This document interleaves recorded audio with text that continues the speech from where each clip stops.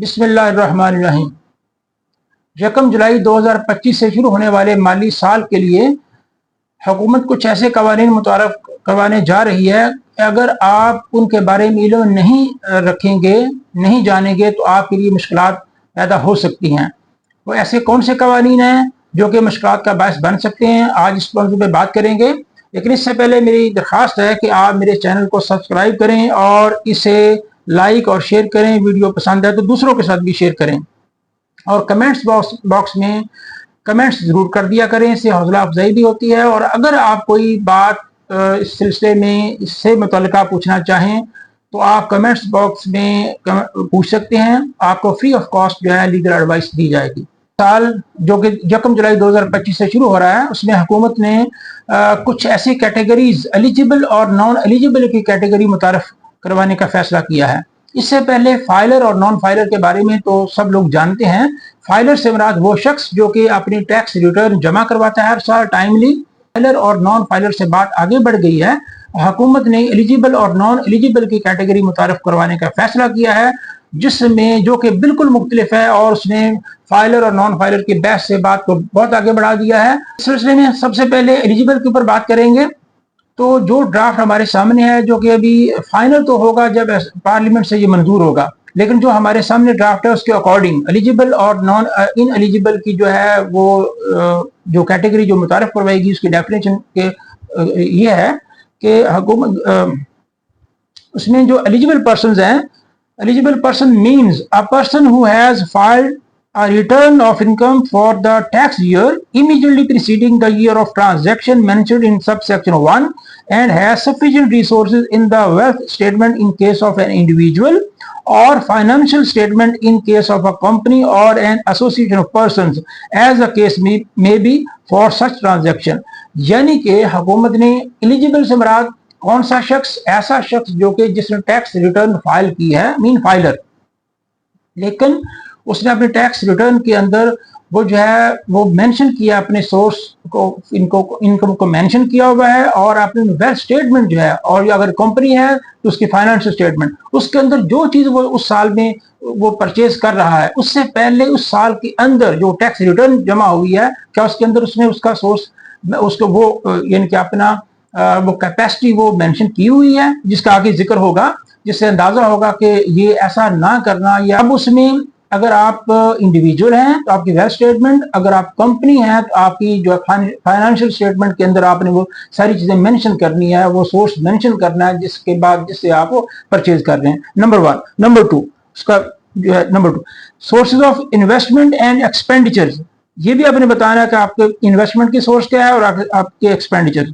Statement declaring sufficient resources and furnishing explanation thereof for particular purchase or investment transaction in class A, B and C of subsection 1, provided that in case of an individual the eligible person shall include his immediate family members। उसने ना सिर्फ अपनी उस statement के अंदर जो है individual है तो वेल्थ स्टेटमेंट, अगर कंपनी है तो फाइनेंशियल स्टेटमेंट के अंदर वो सारा कुछ मेंशन करना अपनी सोर्सेज।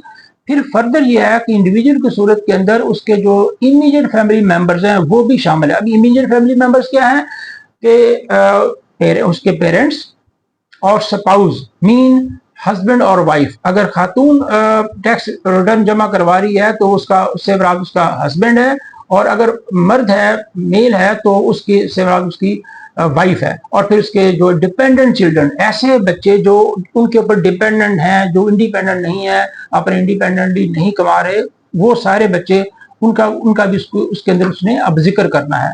मजीद ये है फर्दर इन एलिजिबल क्या है।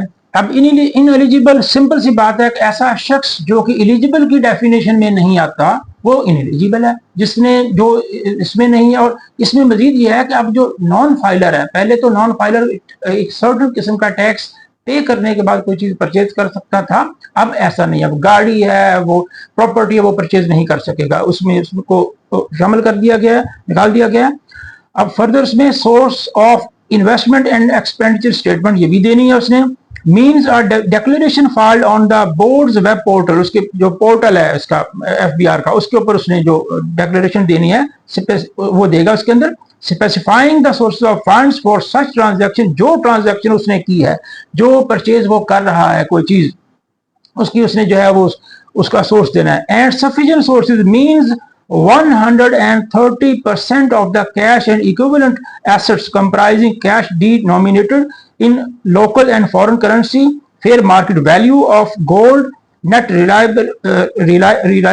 realizable value of stocks, bonds, receivables, or any other cash equivalent assets as may be prescribed, declared by a person either in his source of income, investment, or expenditures statement, or where statement filed by for the latest tax year, उस साल जो उसने mention किया हुआ। It means 130% का मतलब ये है कि अगर एक शख्स ने 1 करोड़ रुपए की अपनी स्टेटमेंट शो की हुई है उसके अपनी उसके अंदर टैक्स रिटर्न के अंदर, तो उसके बाद ये नहीं कि वो 5 करोड़ की प्रॉपर्टी परचेज कर सकता है, वो गाड़ी परचेज कर सकता है, उसने 1 करोड़ और 30 लाख तक की वो परचेज कर सकेगा, इससे ज्यादा वो परचेज नहीं कर सकेगा। तो ये जो चीजें हैं, वो ये जो नए कवानीन हैं, उनके अगर वो ये पार्लियामेंट से मंजूर हो जाता है तो 1 जुलाई से ये काबिल अमल हो इम्प्लीमेंट हो जाएंगे, जिसके बाद जो है इन दो किस्म के लोगों के लिए मुश्किलात जो है उनकी बढ़ सकती हैं। अगर आप इनके बारे में इल्म